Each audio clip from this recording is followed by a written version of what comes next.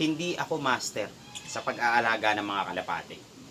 So marami pa akong inaaral at aminado naman ako, dami ko rin natututunan along the way sa pag-aalaga ko ng mga kalapate. So maraming beses na rin ako nag-fail. Marami na akong inakayang namatay. Marami na akong ibinaon ng mga kalapate sa lupa. Mga namatay na kalapate.